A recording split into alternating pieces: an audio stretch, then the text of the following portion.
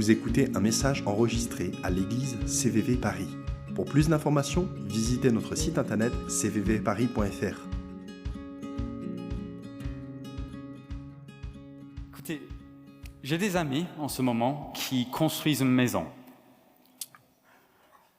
Et ceux qui ont déjà vu la construction d'une maison savent que le travail le plus long et le plus fastidieux, le travail le plus compliqué, c'est ce qui se passe au tout début de la construction. C'est avant de monter les murs, avant de mettre un toit, avant de mettre ce qu'il faut sur la façade, il y a un travail très important à faire. C'est le moment de la pose des fondations. Je ne sais pas si vous avez déjà vu ça. Au début, une maison, il n'y a rien, il y a juste un terrain. Et puis, on commence à dessiner sur ce terrain. Je crois qu'il y a encore de l'arcelle. On commence à dessiner sur ce terrain ce qui va être la maison. Et on commence à imaginer, en tout cas l'architecte commence à imaginer ce qui va être construit sur ces traces. Et petit à petit, il y a des gens qui viennent, ils viennent creuser, ils viennent faire un trou, ils creusent avant de monter l'édifice. Et là, ils commencent à poser les fondations. Et les fondations, finalement, c'est ce qui fait durer une maison. C'est ce qui fait que quand il y a du vent, quand il y a les effets du temps, la maison reste encore là. Elle ne bascule pas d'un côté ou d'un autre. La maison reste solide. Les fondations, c'est ce qui permet de construire haut aussi. Je ne sais pas si vous avez vu les grands bâtiments qu'il y a à La Défense ou par exemple en bas du 13e, là il y a un nouveau bâtiment qui a été construit récemment. Quand on bâtit très haut, il faut aussi des fondations qui sont très solides. Et bon, si les fondations sont bien posées, le reste de la maison peut se bâtir rapidement et en sécurité parce que la maison est ancrée dans la terre. Et on a commencé depuis quelques semaines une série de prédications sur le livre de Colossiens, depuis la semaine dernière. C'est Thomas qui a commencé, qui nous a parlé de ces 2 premiers versets du livre, qui a ouvert un peu la discussion. C'est quoi ce livre qu'est-ce qui Paul, donc l'écrivain de ce livre, qu'est-ce qu'il a voulu nous enseigner par ça? Et donc, alors que Thomas nous a parlé de l'importance de la fidélité et de cette adresse que Paul fait à l'Église, ce soir, notre sujet, c'est le sujet des fondations. Parce que Paul, comme un bon apôtre, comme quelqu'un qui a la vision globale de ce que doit devenir cette Église de Colosse, il sait qu'il faut commencer en posant les bonnes fondations dans la vie de l'Église. Il faut construire de la bonne manière. Et donc, ces premiers versets, finalement, il fait 2 choses. Il fait un rappel des fondations que Dieu a déjà construites au sein de l'Église des Colossiens. Est-ce que ça marche, ce truc? Non, ça ne marche pas. Si, ça marche. Bon, on va galérer avec la technique, c'est pas grave. Donc, il commence en faisant constater les fondations qui sont là, qui sont déjà en place dans l'Église, mais il continue dans un deuxième temps à faire constater des manières dans lesquelles ils peuvent approfondir leurs fondations. Et c'est ça un peu qu'on va voir ensemble à partir du verset 3 de Colossiens. Et la question pour nous, bien sûr, dans tout ça, et un peu un spoiler pour la fin, c'est est-ce que nos fondations, en tant qu'individus, en tant qu'Église, est-ce que nos fondations sont bâties sur les bonnes choses? Est-ce que les choses que Paul nous expose ici ne sont pas pour nous aujourd'hui? Et est-ce que nous devons en conséquence voir comment ajuster nos fondations pour être bien ancrées?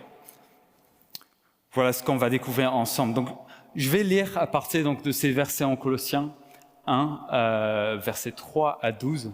J'espère que ça va marcher, sinon vous allez devoir sortir vos Bibles pour la suite. Nous exprimons constamment à Dieu, le Père de notre Seigneur Jésus-Christ, notre reconnaissance à votre sujet, dans nos prières pour vous. En effet, nous avons entendu parler de votre foi en Jésus-Christ et de votre amour pour tous les membres du peuple saint. Cette foi et cet amour se fondent sur ce qui fait votre espérance et que Dieu vous réserve dans les cieux. Cette espérance, vous l'avez connue par la prédication de la vérité, cet évangile, qui est parvenu jusqu'à vous, comme il est aussi présent dans le monde entier, où il porte des fruits et va de progrès en progrès. Ce qui est également le cas parmi vous, depuis le jour où vous avez reçu et reconnu la grâce de Dieu dans toute sa vérité. C'est Ephédras, notre cher collaborateur, qui vous a instruit. Il est un fidèle serviteur de Christ auprès de vous. Et là, nous a appris quel amour l'Esprit vous inspire.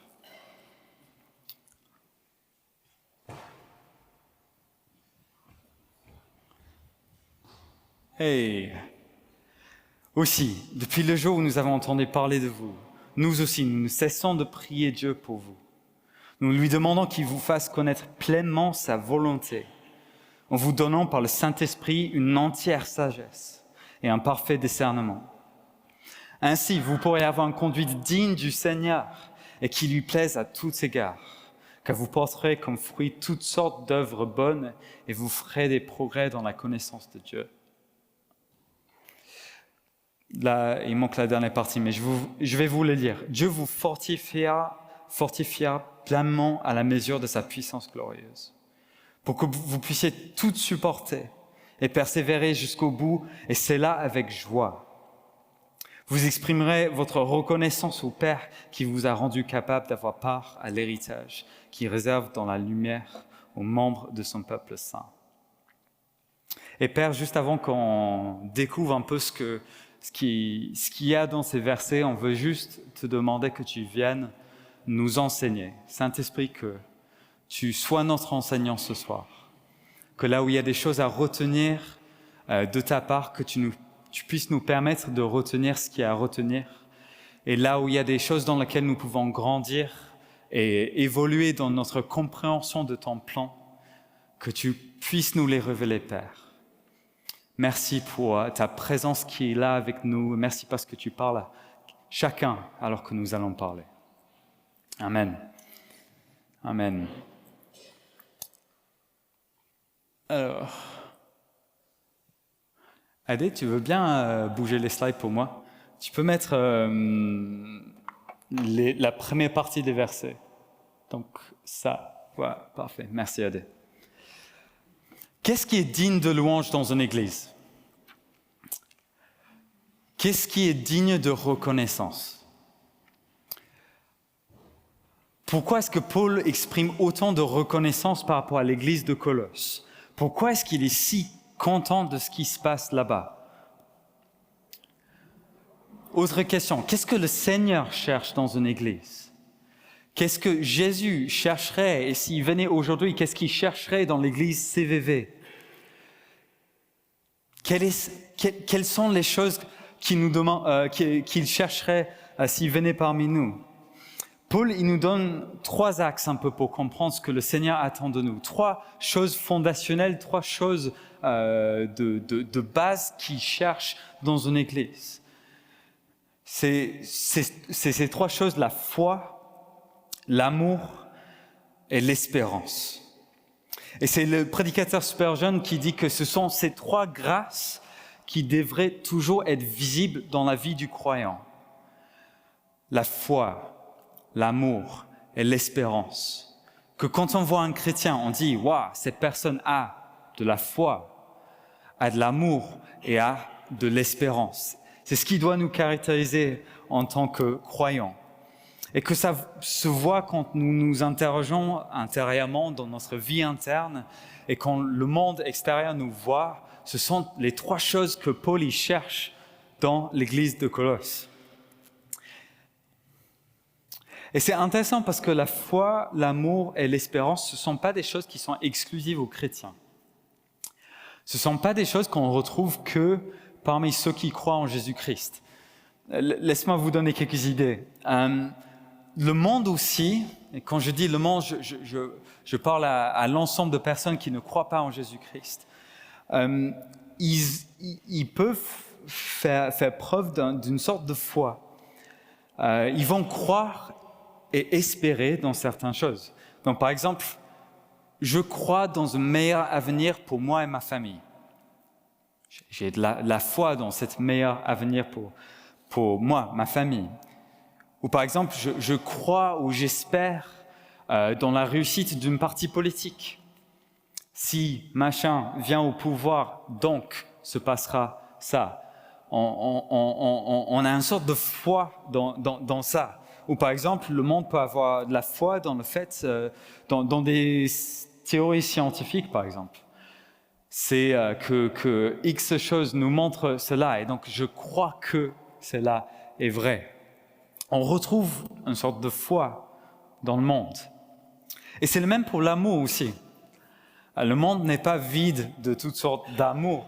Quand on voit les sacrifices que font les parents pour leurs enfants, on constate souvent de l'amour.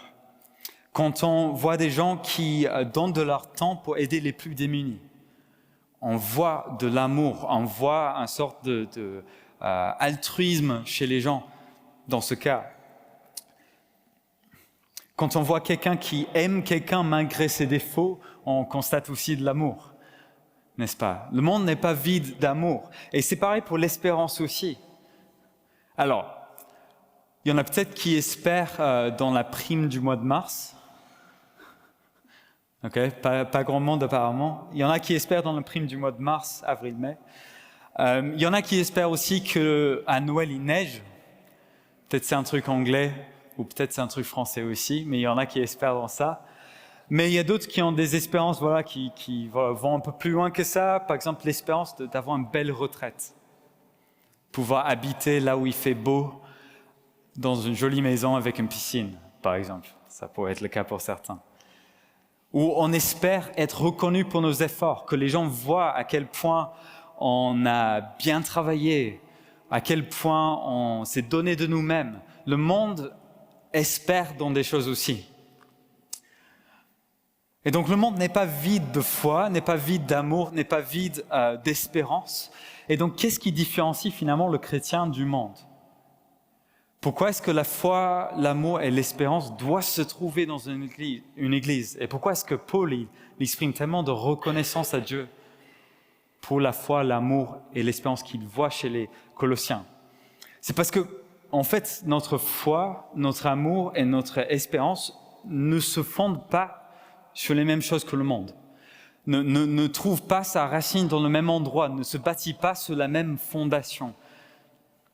Nous, notre foi, notre espérance, notre amour se construit sur une personne. Et on a dit tout à l'heure, c'est le pierre angulaire. Le pierre angulaire étant une grande pierre qui est vraiment indispensable dans le bâtiment qu'on va construire. C'est la personne de Jésus-Christ. C'est Jésus qui est la fondation, la seule fondation, la fondation sûre sur laquelle bâtit notre foi, sur lequel on bâtit notre amour, sur lequel on bâtit notre espérance. Par exemple, la foi en Jésus-Christ. La foi en Jésus-Christ, contrairement à la foi du monde, n'est pas éphémère. N'est pas dans les choses qu'on voit dans cette vie, ne se contient pas à ce monde. Donc, par exemple, un meilleur avenir peut arriver pour notre famille, mais parfois, elle n'arrive pas. Cette foi est éphémère. Ou une bonne partie politique peut arriver au pouvoir, mais finalement, elle peut aussi décevoir. La foi qu'on aurait eue, elle était éphémère. Ou par exemple, une théorie scientifique peut sembler révolutionnaire, mais quelques mois plus tard, ou quelques années plus tard, quelques décennies plus tard, elle est rendue caduque par une autre théorie qui vient changer notre perception des choses. La foi que le monde a est plutôt éphémère. Mais Jésus, quant à lui, et notre foi qui se fond en lui, ne change pas. On l'a dit tout à l'heure. La foi en Jésus-Christ n'est pas une foi éphémère, c'est une foi éternelle. Jésus, ce qu'il a dit il y a 2000 ans, est aussi vrai aujourd'hui que c'était il y a 2000 ans. Vous avez déjà pensé à ça? Il n'y a pas eu quelque chose qu'il a dit qui est devenu moins vrai en 2000 ans. Jésus a oublié aucun de ses promesses. aucune de ces promesses.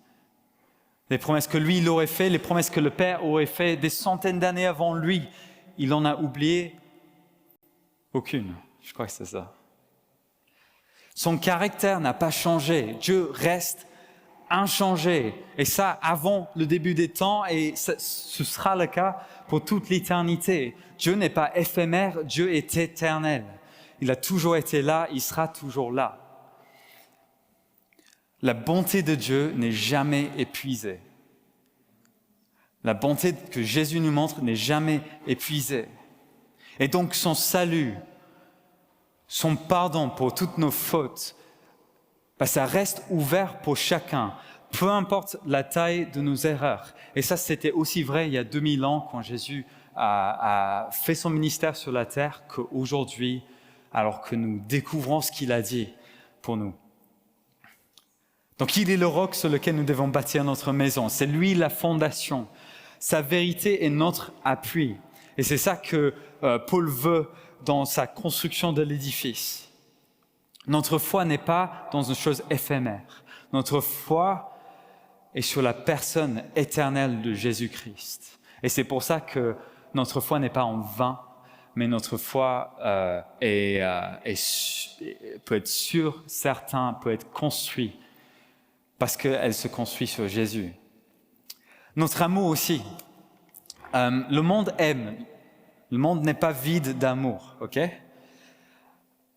Mais le chrétien trouve dans l'amour que Dieu lui a montré une force pour aimer que le monde ne connaît pas.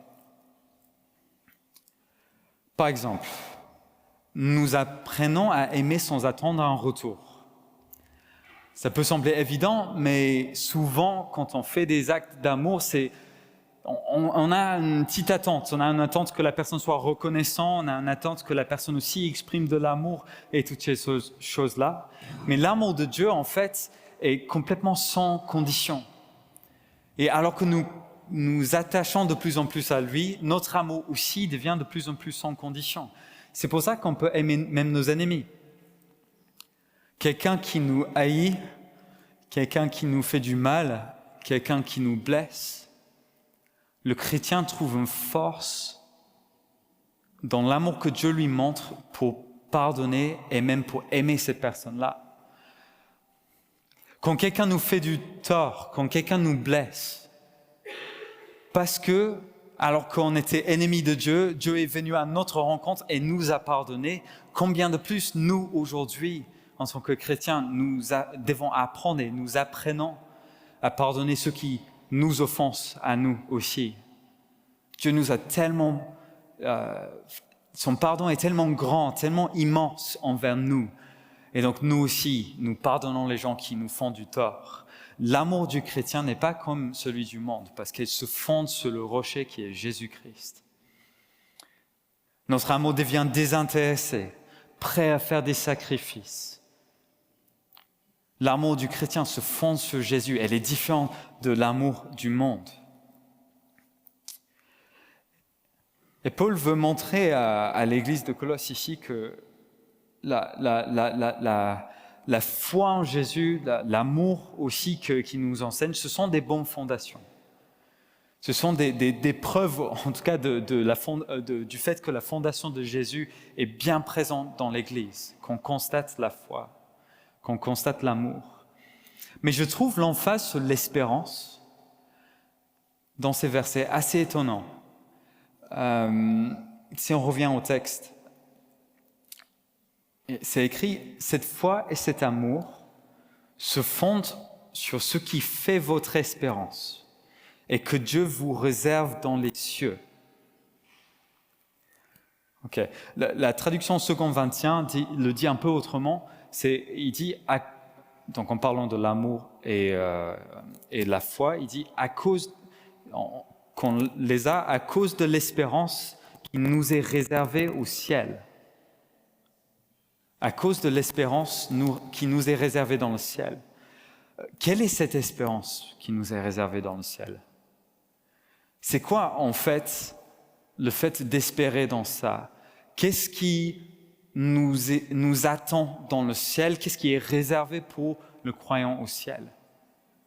Alors certes, la première chose auquel on pense, c'est la vie éternelle, mais je pense qu'il y a plus à découvrir dans ça. Mais juste un petit image pour nous aider à le comprendre. Un sprinter professionnel. Imaginez Usain Bolt. Okay? On sait qui c'est Usain Bolt? Ça va, le Jamaïcain très grand, il a battu plusieurs records au cours de sa carrière. Pourquoi est-ce que Usain Bolt s'est entraîné comme un fou pendant des années et des années et des années et des années? Franchement, je ne sais pas comment il a fait. Des années et des années à courir 10 secondes, 9 et quelques secondes, juste à répéter ça, à travailler la force dans ses jambes. Pourquoi est-ce qu'il a fait tout ça? Il a fait ça pour gagner. Il a fait ça pour vaincre. Il a fait ça pour être l'homme le plus rapide au monde. Et tout ça trouvait un peu son point culminant dans les Jeux Olympiques, où il était aux Jeux Olympiques tout simplement avec le but de gagner la médaille d'or et peut-être aussi de battre le record du monde. Il voulait vaincre, il voulait gagner. Un autre exemple, si on imagine un footballeur de haut niveau, il fait des sacrifices pendant des années et des années et des années, alors que ses potes font la fête pendant leurs études. Eux, ils sont en train de se cailler sur un terrain en hiver, en train de faire des passes, des allers-retours avec le ballon. Je ne sais pas non plus comment ils ont fait pour garder la motivation. Mais pourquoi est-ce qu'ils font tout ça? Pourquoi est-ce que le footballeur persévère dans ça? Pour gagner, pour marquer des buts, pour remporter des matchs, pour même avoir un ballon d'or. Bravo Benzema. Pour ceux qui en rêvent. Pourquoi est-ce qu'un jeune actif, il travaille dur? Certes, c'est pour trouver sa place dans la vie professionnelle, mais c'est aussi pour s'assurer d'une bonne carrière qui lui permettra d'avoir un avenir et de pouvoir acheter une maison, acheter un appart, pouvoir avoir ce qu'il veut dans la vie. Il a un but précis. Vous savez, l'être humain est câblé pour courir après des récompenses. Alors vous allez me dire, moi je suis un peu moins ambitieux, j'ai pas dans mon caractère l'envie de gagner à tout prix ou de remporter des matchs et tout ça. Oui, ok. Mais même ceux qui se disent peu ambitieux, entre guillemets, ils aspirent à quelque chose, ils cherchent quelque chose. Pour eux, la récompense, c'est plutôt une vie paisible, par exemple. La récompense, c'est du temps pour soi, ou c'est du temps pour investir dans ce qui nous intéresse. On est tous câblés pour courir après un but. Et ce que Paul est en train de nous avancer, et une notion qu'on trouve ailleurs aussi dans la Bible, c'est que l'espérance qui nous est réservée dans le ciel, c'est ça notre récompense en fait. Si le chrétien doit courir après une chose dans sa vie, c'est l'espérance qui lui est réservée dans le ciel. Et alors donc c'est très important de savoir ce que c'est, de pouvoir projeter un peu qu'est-ce qui nous attend. Si ça a autant d'incidence sur nos vies ici et ce dans quoi nous espérons, il faut bien trouver ce que c'est. Et donc, certes, comme on a dit tout à l'heure, c'est la vie éternelle auprès de Jésus. C'est une vie où il n'y aura plus de larmes, il n'y aura plus de deuil, il n'y aura plus de souffrance. C'est toutes ces choses-là. Et c'est de la proximité avec notre Dieu. C'est de ressentir pleinement sa présence. Toutes ces choses spirituelles qui sont super, qui nous attendent. Et notre espérance est ça, en partie. Mais notre espérance aussi est dans les choses, des réalités concrètes et même, je dirais, matérielles. Nous n'allons pas juste flotter dans des nuages pendant tout le reste de l'éternité avec des séraphins, etc., qui chantent des chants dans des voix aiguës. Il y a des choses concrètes qui nous attendent. Qu'est-ce qui nous attend au-delà de notre espérance, entre guillemets, spirituelle? C'est déjà un nouveau corps. Nos corps, ici, on devient de plus en plus âgés. on vieillit, on a des problèmes, on a des douleurs, même ceux qui sont jeunes parmi nous, vous avez des douleurs déjà. Malheureusement, dans la vingtaine, ça commence à arriver et apparemment, ça continue. Nos corps, vous avez remarqué, périssent. Elles ne peuvent pas supporter l'éternité, en fait, nos corps. Mais ce qui nous est réservé, c'est un nouveau corps. Comme Jésus, il a eu ce corps ressuscité, qui ne connaît plus la corruption, qui ne connaît plus les effets du péché, et les effets de ce qui est arrivé à l'homme. On aura des nouveaux corps. C'est une réalité très concrète. J'ai hâte de voir ce que ça va donner d'ailleurs. J'aime bien faire du sport. Vous avez remarqué avec peut-être les exemples liés au sport. J'imagine peut-être au ciel que nos capacités vont être un peu augmentées. En tout cas, j'aimerais bien voler. J'aimerais bien qu'on puisse voler, Seigneur. Il y aura une nouvelle terre. On parle beaucoup du ciel, mais dans des versets qui méritent beaucoup de temps pour creuser, on entend parler de nouveaux ciel et nouvelle terre, qui aura une réalité concrète. Nous allons vivre sûrement en communauté avec les autres, rachetés avec les autres qui ont été par Jésus, sur une terre. Et j'ai hâte de voir d'ailleurs ce que va être la nouvelle création. J'ai déjà vu des montagnes assez impressionnantes, j'ai déjà vu des paysages impressionnants et des villes très belles comme Paris. Mais imaginez ce que le ciel va être. Les villes, les paysages, la création de Dieu sans corruption. Ça va être incroyable, je pense. Et j'espère pouvoir voler au-dessus pour tout voir, voilà. Vous l'aurez compris. Mais au-delà de ça, Dieu aussi, j'imagine, nous réservera des responsabilités, tout comme il a donné à Adam et Ève. Des opportunités pour régner sur la création avec Dieu, en collaboration avec Dieu, des occupations, des choses à faire. Je ne sais pas si vous avez déjà imaginé ce que vous aimeriez faire pendant toute une éternité. Je ne sais pas si on a la capacité à imaginer ce que ça peut être. Mais Dieu nous réserve des choses, j'imagine des occupations qui seront très concrètes.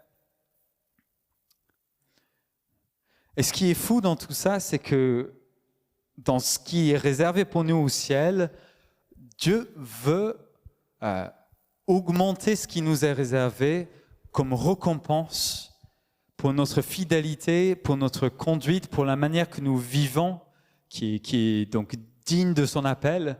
Il veut nous récompenser au ciel. Et donc, ça commence à devenir assez intéressant parce que finalement, alors qu'on est sauvé par la foi, on accède au paradis, à l'éternité avec Dieu par la foi et on ne peut rien faire pour changer ça, c'est uniquement la foi en Jésus qui fait ça. Mais la manière que nous vivons va influencer et impacter la manière que nous serons récompensés au ciel. Il n'y aura pas de personnes sans rien au ciel, mais il y aura des gens, peut-être des martyrs, peut-être des gens qui ont vraiment tout donné pour le Christ, et d'autres qui auront fait beaucoup d'autres choses pendant leur vie, qui seront récompensés parce qu'ils ont beaucoup donné dans cette vie pour Jésus.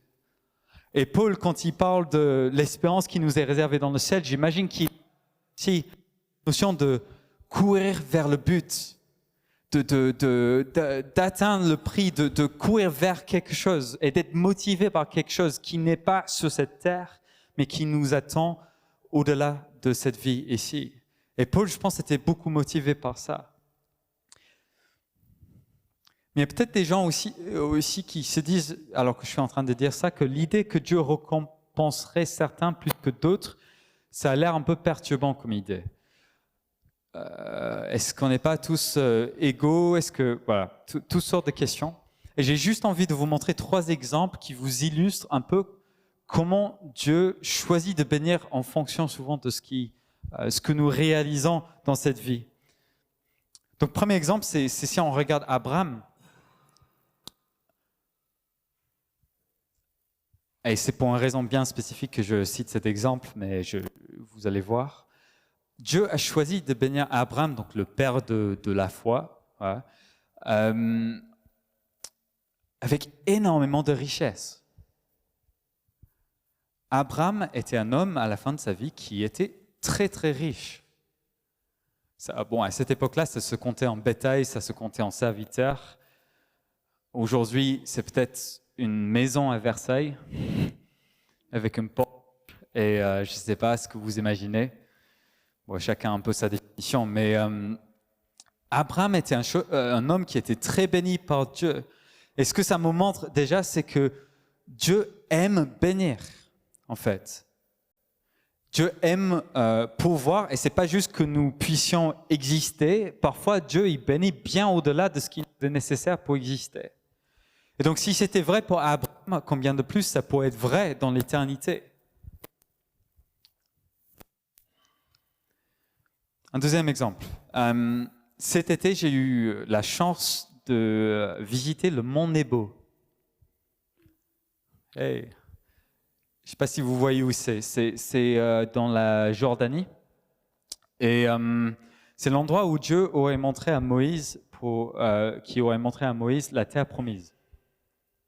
Et c'est un endroit où on a une vue incroyable, très étendue, qui porte des montagnes et au milieu la vallée du Jourdain qui est immense et qui est vert, ce qui est étonnant parce que les montagnes sont toutes sablées.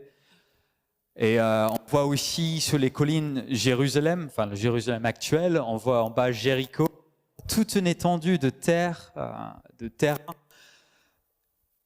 immense et impressionnant et très beau, très très très beau.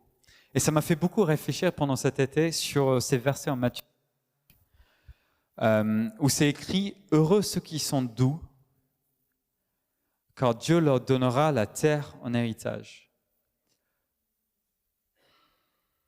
Donc Dieu a donné à son peuple, le peuple israélite à cette époque-là, un territoire immense, avec une source d'eau qui faisait qu'ils pouvaient faire pousser des plantes, des collines où ils pouvaient mettre des villes fortifiées. Si Dieu, à ce moment-là, a pourvu un territoire et donné un héritage au peuple d'Israël, combien de plus cette promesse qui dit que Dieu donnera la terre en héritage à ceux qui sont doux? Combien de plus cette promesse est grande? Combien de plus l'idée que qui auront sacrifié des choses et qui ne sont pas les plus puissants de ce monde, mais qui ont mis leur foi en Jésus-Christ, ce sera eux qui vont régner sur la nouvelle création, ce sont eux qui vont hériter de cette nouvelle terre que Dieu va donner. Je trouve ça absolument incroyable. Heureux ceux qui sont doux, car Dieu leur donnera la terre en héritage. Ça, c'est une chose dans laquelle on peut mettre notre espérance. Et dernier petit point, pourquoi est-ce que je parle de l'idée de récompense? C'est parce que Jésus l'a enseigné.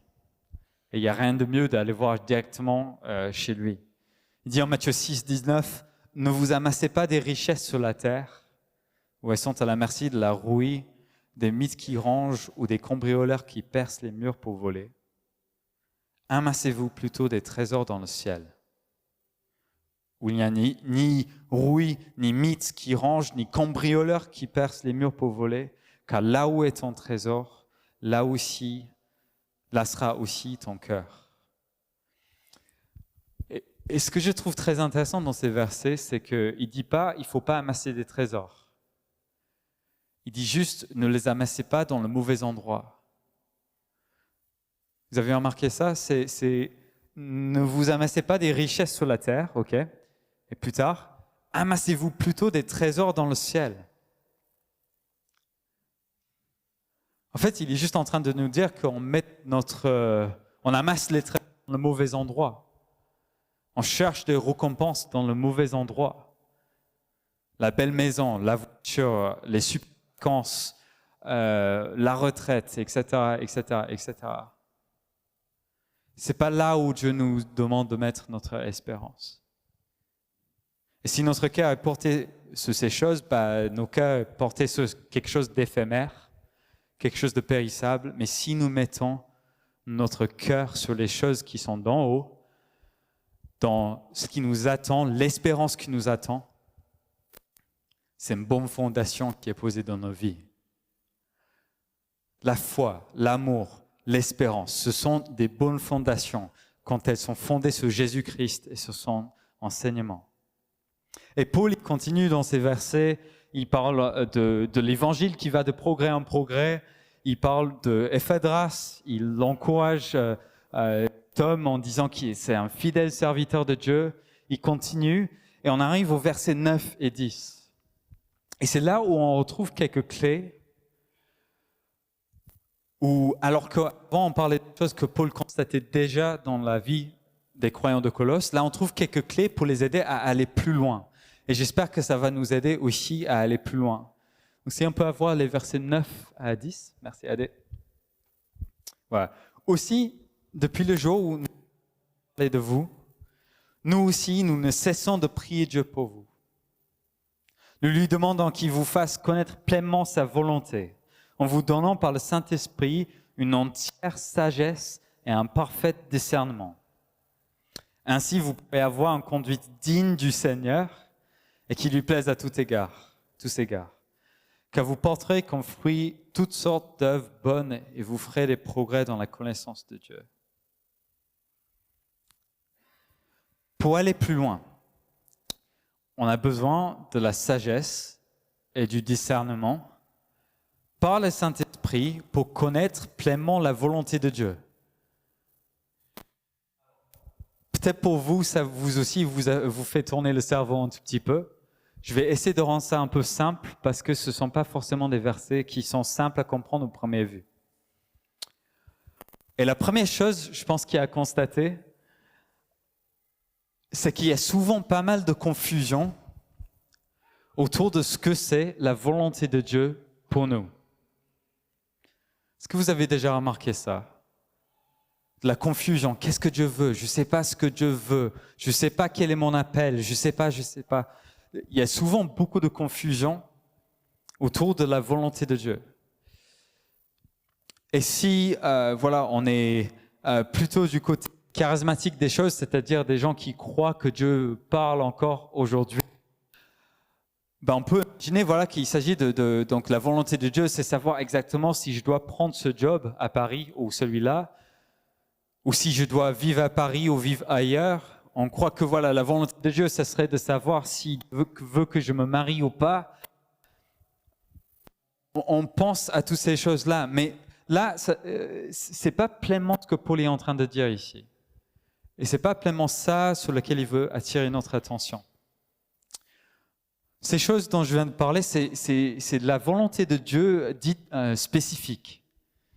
C'est-à-dire, c'est par le Saint-Esprit qui nous conduit, on a de la direction pour nous ou pour des autres qui concerne une situation qui est bien particulière, qui est spécifique.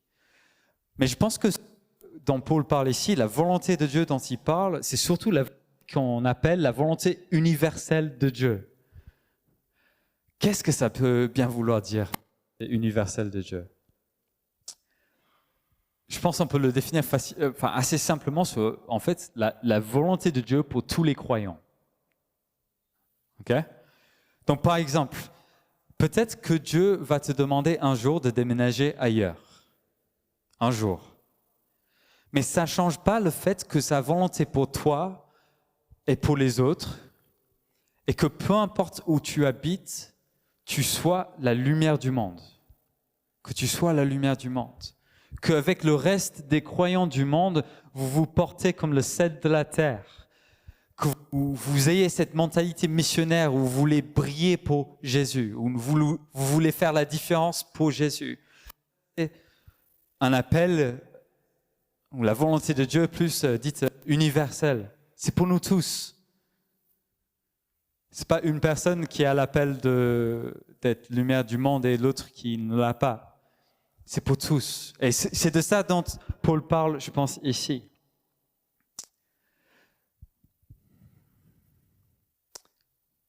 Et c'est l'alignement donc à cette volonté de Dieu qui sont ces choses qui sont vraies je pense pour tous, qui nous donnent, donc ce qui est parlé dans ces versets, ce comportement qui est finalement le comportement qui est récompensé par Dieu. C'est l'alignement sur ce que Dieu veut pour nous aujourd'hui qui nous permet de vivre une vie qui plaît à Dieu. Donc, quelques exemples, par exemple, de ce qui plaît à Dieu, de la volonté pour nous tous. La volonté pour nous tous, c'est que nous soyons humbles et purs de cœur. C'est Matthieu 5, 8. Mince, il y a deux choses dedans. Être humble et pur de cœur. C'est pour nous tous, ça. Une autre chose, c'est que nous sommes tous appelés, c'est la volonté de Dieu, à résister à la colère. Nous sommes tous aussi appelés à tenir notre parole. C'est la volonté de Dieu pour nous tous. Nous sommes tous appelés, pour ceux qui sont mariés, à être fidèles à notre conjoint. C'est la volonté universelle de Dieu. On est tous appelés à avoir faim et soif de justice. C'est pour chacun. Et la liste continue. Faire preuve de miséricorde, être en paix, faire la paix plutôt, être la lumière du monde, tendre l'autre joue. La liste est très, très, très longue. Et ce que Paul dit, c'est que alors que nous apprenons et nous comprenions toutes ces choses qui cumulées font la volonté de Dieu pour nous, nous devenons de plus en plus semblables à Dieu et notre comportement est changé et notre espérance grandit. Donc juste restez avec moi quelques instants, on a peu de choses encore à dire, mais je veux juste parler un peu de la sagesse de discernement par l'esprit qui nous permet de comprendre la volonté de Dieu, parce que c'est un peu complexe à première vue. L'esprit nous aide à avoir donc la sagesse et le discernement. La sagesse, on pourrait, un aspect de la sagesse qu'on pourrait utiliser, c'est que c'est la vision de la vie de Dieu en fait. La sagesse de Dieu, c'est sa manière parfaite de voir la réalité et de voir tout ce qui existe. Et donc, avoir sa sagesse, ça serait nous aligner donc à sa manière de voir le monde, avoir ses lunettes, si vous voulez, pour voir le monde à travers ses yeux. Ce serait ça la sagesse. Et puis le discernement, ça serait la possibilité donc de discerner entre les voies de Dieu et les voies de ce monde. Donc la sagesse, c'est quelque part connaître c'est savoir, avoir la vision de Dieu sur toute chose. Et le discernement, c'est de faire la différence entre ça et ce que le monde essaie de nous enseigner. Faire la différence entre l'enseignement de Dieu et l'enseignement du monde. J'espère que ça vous aide un tout petit peu avec ça. Et donc l'idée, en tout cas, c'est que l'Esprit nous aide à aligner notre pensée et notre vision du monde sur celui de Dieu. L'Esprit fait ce travail-là. Et alors, nous apprenons de plus en plus ce que c'est la volonté de Dieu. Alors que nous sommes de plus en plus alignés avec Dieu. Et donc, notre conduite aussi commence à s'aligner de plus en plus avec la conduite que Dieu aimerait. Nous avons la capacité à être humbles et purs de cœur. Nous avons la capacité à résister à la colère. Nous avons la capacité d'être fidèles à nos conjoints pour ceux qui sont mariés. Nous avons de plus en plus faim et soif de justice. Nous faisons preuve de miséricorde. Nous faisons la paix avec les uns les autres. Nous devenons la lumière du monde de plus en plus. Nous tenons notre parole. Nous tendons l'autre joue. Nous devenons ces choses-là. Nous rendons de plus en plus conformes à la volonté de Dieu pour nous. Et donc, en faisant ça, nous amassons des trésors dans le ciel. Parce que ce sont ces choses-là qui seront récompensées par Dieu. Et donc finalement, c'est, je pense, un des aspects en tout cas de la volonté de Dieu, mais qui va avec ce que Paul écrit ici, c'est que alors que oui, on a de la foi, oui, on a de l'amour, oui, on a de l'espérance, Dieu veut augmenter notre espérance, Dieu veut augmenter notre bonne conduite aussi, en nous aidant à discerner ce qu'il veut pour nous et pour nos vies. Et à la fin de ces versets, c'est écrit, et donc Dieu vous fortifiera pleinement à la mesure de sa puissance glorieuse, pour que vous puissiez tout supporter et persévérer jusqu'au bout, et cela avec joie. Il nous fortifiera pleinement à la mesure de sa puissance glorieuse, pour que vous puissiez tout supporter et persévérer jusqu'au bout. Quand on est rempli de foi, quand on est rempli d'amour, quand on est rempli d'espérance, nous pouvons persévérer jusqu'au bout. Et c'est par la puissance glorieuse de Dieu que nous sommes équipés pour faire ça. Et donc, on va exprimer notre reconnaissance au Père, comme c'est dit, verset 12. Parce qu'il nous a rendus capables d'avoir part à l'héritage qu'il réserve dans la lumière aux membres de son peuple saint. Pour conclure, pour revenir sur notre image de début, construire une belle maison, il faut des bonnes fondations. Et il nous faut, pour faire ça, grandir dans la foi, grandir dans l'amour et grandir dans l'espérance. Et j'espère que vous avez entendu dans ce message que nous sommes appelés à non seulement dire « Oui, mon espérance, c'est que je serai avec Dieu pour l'éternité », mais c'est aussi de se dire que Dieu réserve pour moi et pour mes frères et des sœurs des récompenses, des bonnes choses dans lesquelles je peux espérer, qui me permettent de courir la course de cette vie et de persévérer face aux difficultés. C'est ce que Dieu voudrait parmi nous. Et pour faire ça, il nous donne donc son discernement, il nous donne sa sagesse pour discerner ces choses-là, pour identifier ces choses-là. Ouais. Et donc la question pour nous, pour terminer, pour clôturer, c'est est-ce que tu espères dans ce que Dieu réserve dans le ciel pour toi? Ou est-ce que c'est plutôt dans les choses que tu vois sur cette terre?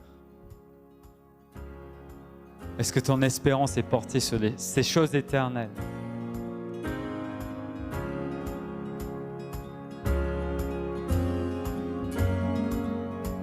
Vous venez d'écouter un message enregistré à CVV Paris.